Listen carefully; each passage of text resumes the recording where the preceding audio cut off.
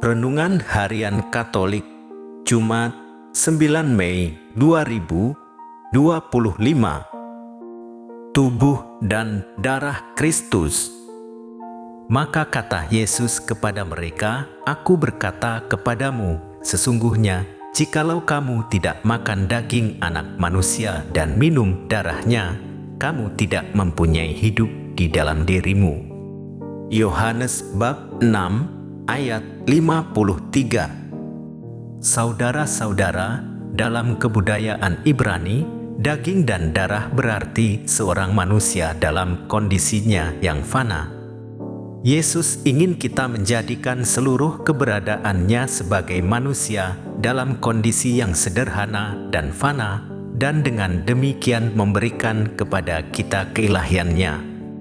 Nyatalah bahwa komunikasi hanya menampakkan artinya yang lengkap jika diterima dalam dua rupa, roti dan anggur. Mungkin kita kurang yakin bahwa kehidupan Yesus diteruskan melalui dan kepada kita dengan menerima komuni.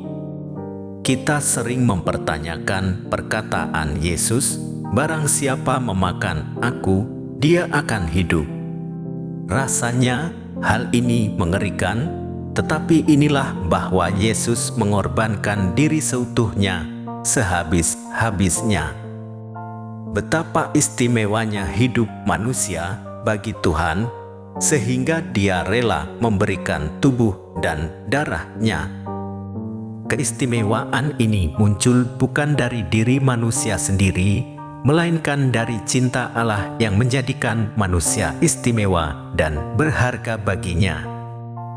Karena cinta, maka segala kuasa dan kebaikan Allah diberikannya bagi kita, agar kita semua tetap hidup bersatu dengannya dan akhirnya menikmati karya keselamatannya.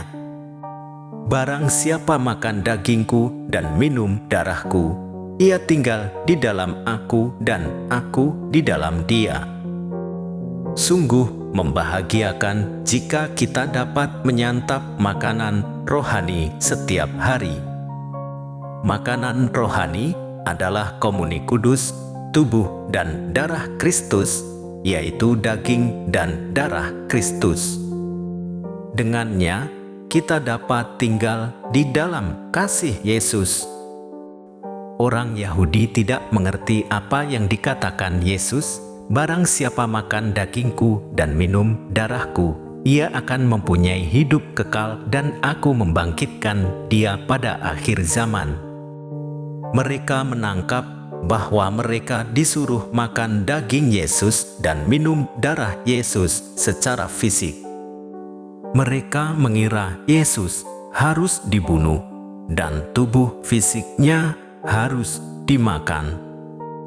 Mereka merasa disuruh menjadi kanibal, pemakan manusia. Maka mereka semakin marah. Padahal yang dimaksud Yesus adalah agar mereka percaya kepadanya. Makan dan minum berarti percaya kepada Yesus, hidup dan mempercayakan hidupnya pada Yesus, menjadikan perintah Yesus sebagai yang menghidupkan mereka. Maka bila demikian mereka akan diselamatkan oleh Yesus, akan dibangkitkan nantinya. Oleh karena mereka tetap tidak mengerti, maka konflik dengan Yesus semakin meningkat. Bacaan Injil hari ini berisi ujangan Yesus mengenai roti hidup. Yesus menjadi roti bagi kita saat kita menyambut tubuhnya dalam Ekaristi. Tidak selalu mudah untuk memahami hal ini. Kita mengimani bahwa dengan benda duniawi, kita mengambil bagian dalam realitas surgawi dan bersatu dengan Kristus yang bangkit. Katolik adalah Ekaristi. Ekaristi adalah Katolik. Maka sebagai orang Katolik, Ekaristi sumber kehidupan iman kita. Ekaristi adalah pusat dan puncak perayaan iman kita, pusat hidup iman kita.